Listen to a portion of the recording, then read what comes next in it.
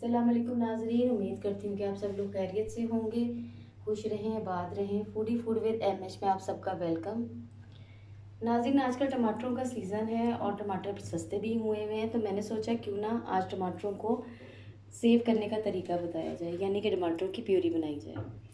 उसके लिए मैंने यहाँ पर ली है तकरीबन 1 किलो टमाटर हैं ये। इनको मैंने अच्छी तरह धो लिया है। अच्छा, कोशिश आपने ये करनी है, जब हम टमाटर की प्यूरी बना रहे होते हैं तो हमारा कॉन्सेप्ट होता है कि हम लोग ऐसे टमाटर लें जो कि गले में हैं या ख़राब हैं।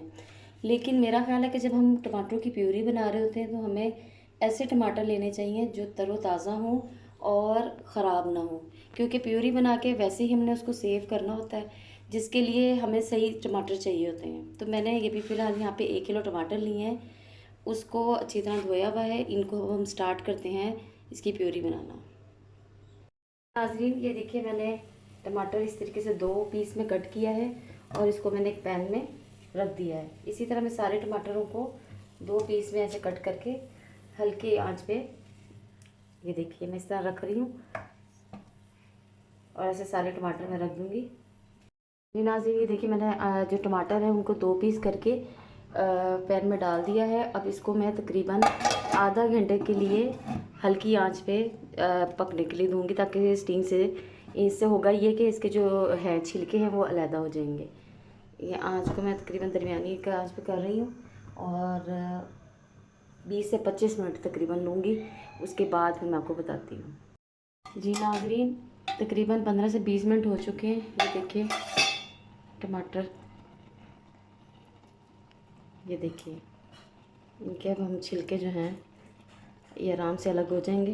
इन टमाटर के छिलकों को हम लोग अलग कर लेंगे। देखिए सारे टमाटरों के जो छिलके हैं वो अलहदा करेंगे और फ्लेम को हम बंद कर देंगे। नाज़रीन, ये देखिए टमाटर के सारे छिलके जो हैं वो मैंने उतार के एक साइड पे कर रही हूँ। अब जो ये टमाटर बाकी बचे हैं इनको हम एहतियात से जो ग्राइंडर में डालेंगे और इनको हमने ग्राइंड करना है। ये देखिए ये टमाटरों का अपना पानी है, इनको हम ग्राइंड करेंगे।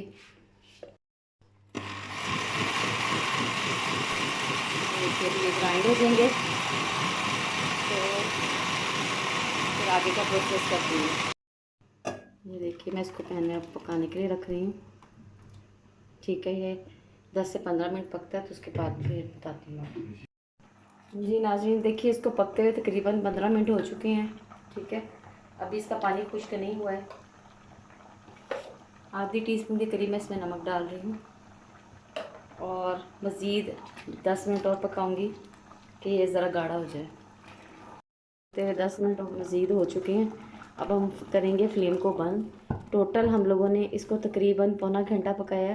पहले 25 मिनट पकाया था, उसके बाद मैंने 15 मिनट और दिए और उसके बाद ये 10 मिनट मज़ीद इसको दिए थे।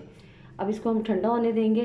जब ज़रा ये ठंडा हो जाएगा तो फिर इसका अगला स्टेप मैं आपको बताऊँगी। जी नाज़रीन, ये देखिए टमाटो प्यूरी जो है वो बिल्कुल ठंडी हो गई है। अब इसमें तकरीबन 1 लीमू का रस जो है वो इसमें ऐड कर दूँगी। इसको डालने का मकसद सिर्फ ये है कि अगर हम लोगों ने इसको सेव करना है 1 महीने तक के लिए सेव रहेगा। इसके जायके में जो है कोई टेस्ट नहीं इसका बदलेगा और ना ही ये ख़राब होगा लीमू डालने से। उसके बाद एक शीशे का जार लेंगे और उसमें इसको हम लोग डाल देंगे।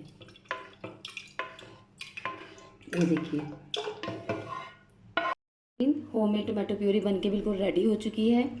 आप ज़रूर इसको ट्राई कीजिएगा और मेरी वीडियो को लाइक एंड शेयर करें।